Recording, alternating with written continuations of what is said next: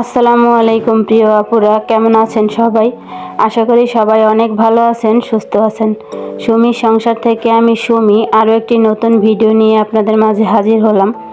আজকে আরও একটি ফ্রোজেন ইফতার আইটেম আমার আপুদের সাথে শেয়ার করব। সেজন্য একটা প্যানে কিছুটা পরিমাণ তেল দিয়ে তার মধ্যে রসুন একটু ভাজা ভাজা করে নিয়েছি, আর ভিতরে দিয়ে দিলাম 1/4 কাপ বেসন। বেসনটাকে আমি তেলের সাথে একটু ভালো করে ভেজে নিয়ে দিয়ে দিলাম 1 কাপ কুচি করে রাখা গাজর। এখন আমি গাজরটাকে ভালো করে নেড়েচেড়ে একটু নরম করে নেব। আর এই পর্যায়ে এর মধ্যে আমি আরেকটু তেল দিয়ে দেব পরিমাণ মতন পেঁয়াজ কুচি আর কাঁচামরিচ কুচি। এখানে 2 টেবিল চামচ পেঁয়াজ আর 1 টেবিল চামচ কাঁচামরিচ আছে।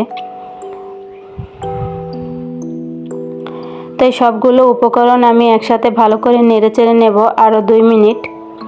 তারপরে আমি এর মধ্যে দিয়ে দেব 2 কাপ পরিমাণ কুচি করে কেটে রাখা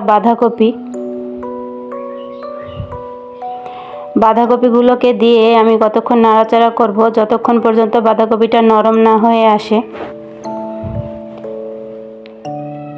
বাঁধাকপি নরম হয়ে গেলে এর মধ্যে আমি 1 কাপ পরিমাণ মুরগির বুকের মাংস দিয়ে দিলাম। এই মাংসটাকে আগে থেকেই আমি আদা বাটা, রসুন বাটা আর গোলমরিচের গুঁড়া আর লবণ দিয়ে 15 মিনিট সেদ্ধ করে তারপর ঝুরো ঝুরো করে নিয়েছি। আর এখন এর মধ্যে দিয়ে দিলাম 1.5 কাপ পরিমাণ আলু, আগে থেকেই সেদ্ধ করে চটকে নিয়েছিলাম সেটাকে।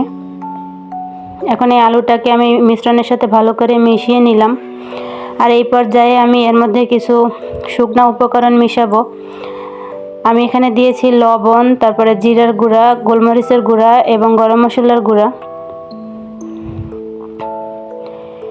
এই সবগুলো শুকনো উপকরণ আমি মিশ্রণের সাথে ভালো করে নেড়েচেড়ে মিশিয়ে রান্না করে নেব 5 মিনিট।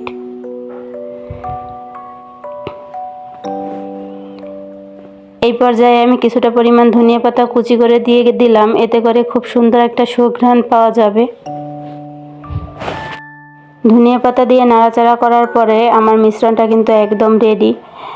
আর এখন আমি একটা ট্রের মধ্যে কিছুটা পরিমাণ র্যাপিং পেপার একদম সমান করে বিছিয়ে দিয়েছি। আর আমি যে মিশ্রণটা তৈরি করেছি সেটাকে আমি 2 ভাগে ভাগ করে নিয়েছি। এখান থেকে একটা ভাগ আমি এই ট্রের উপরে দিয়ে দিলাম। এবারে হাতের সাহায্যে চেপে চেপে সমান করে নেব, যাতে কোথাও উঁচু নিচু না থাকে। আর এই মিশ্রণের উপরে একটা র্যাপিং পেপার দিয়ে ঢেকে দিলাম। এবার এই র্যাপিং পেপারের উপর দিয়ে আমি এটাকে কাটলেটের শেপ দিয়ে নেব, মানে এটাকে আমি চিকেন ভেজিটেবল কাটলেট তৈরি করলাম। আর এটাকে এখন 2 ঘন্টার জন্য ফ্রিজে রেখে দেব।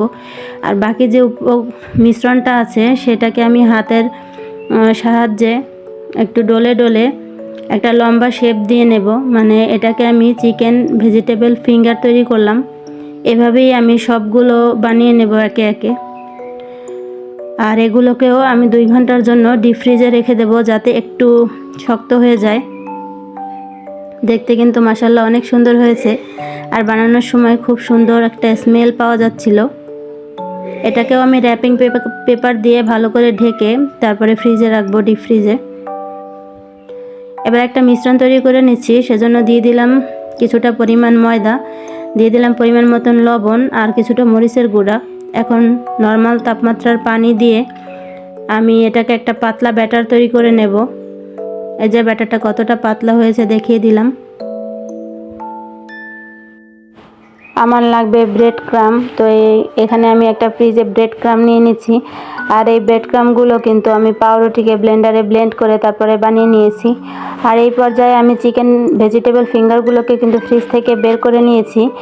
আর এখন একটাকে আমি এই যে আটার মিশ্রণে ডুবিয়ে নিলাম, আর এখন ব্রেড ক্রামে দিয়ে কোট করে নেব। এই চিকেন ভেজিটেবল ফিঙ্গারগুলো কিছুক্ষণ ফ্রিজে থাকাতে কিন্তু একটু শক্ত হয়ে গেছে, আর এখন কোট করতে কিন্তু আমার অনেকটা সুবিধা হচ্ছে। এই যে দেখতে কিন্তু অনেক লোভনীয় হয়েছে।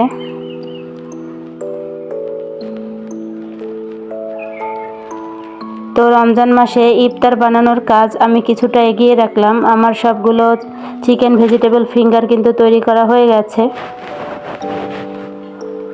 আমি একটু কাছ থেকে দেখিয়ে দিচ্ছি যে কতটা সুন্দর হয়েছে। আর এভাবেই কিন্তু আমি চিকেন ভেজিটেবল কাটলেট যেগুলো তৈরি করে নিয়েছি সেগুলো কিন্তু কোট করে নিয়েছি। আর এগুলো এখন আমি একটা এয়ারটাইট বক্সে করে ডিপ ফ্রিজে সংরক্ষণ করব। তো সবাই ভালো থাকবেন। আজকের ভিডিও এই পর্যন্তই। আল্লাহ হাফেজ।